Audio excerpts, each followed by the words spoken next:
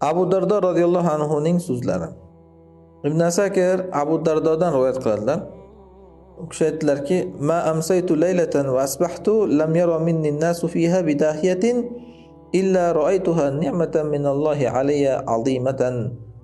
Abu Dardo aytdilarki, men har kech kirgizganimda va tong ottirganimda odamlar unda mendan bir baloni ko'rishmasa, men albatta ana shu kunni Alloh menga bergan bir buyuk ne'matlardan deb hisoblayman degan ekanlar. Ya'ni, masalan, qarang, kech bo'ldi yoki tong ottirdingiz.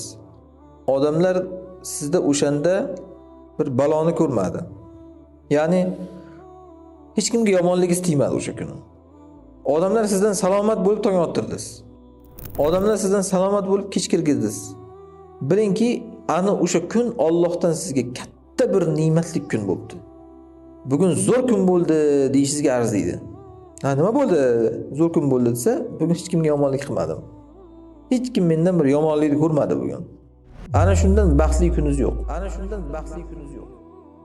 Agar odamlar sizdan so'rashsa, hayotingizdagi eng baxtli kun qaysi desa, ana shu kunni ayting. Shu tong ottirganman, kech kirgizganman, hech kimni so'kmaganman, urmaganman, hech kimni haqqini yemaganman, hech kimni g'iybat qilmaganman, hech kimni molini yemaganman desangiz, ana shu eng baxtli kuningiz sizda. Katta bir ne'mat Allohdan sizga. Ana shu baxtli kuningiz. Katta bir ne'mat Allohdan sizga. Yana Abu Dardo aytadilar: "Man lam yara anna lillahi alayhi ni'matan illa fil akli va shurbi faqad qalla fahmuhu va hadara azabuhu." Kimda kim Allohni unga bergan ne'matlarini faqat yeyishda va ichishda deb ko'rsa, bu odamning fahmi kam ekan va azobi hozir bo'lgan ekan. Ko'ryapsizmi? Ya'ni ne'mat desa nimani tushunadi? Yeganing oldingda, yemaganing ketingda deydi-ku. Ha, bo'ldimi shumi? Molmisan sen? Mol shunaqa, yegani oldida, yemagani ketida. Bosib yotaveradi, yanchib o'shani. Ne'mat shumi faqat? Axir din qani?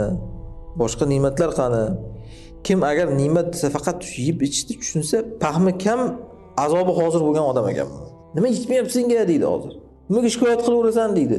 Yeganing oldingda, yemaganing ketida. U hayvon-ku, shunda bo'lsa bo'ldi shukr qilib yotaveradi semirib. Inson din uchun yashaydi bu dunyoda.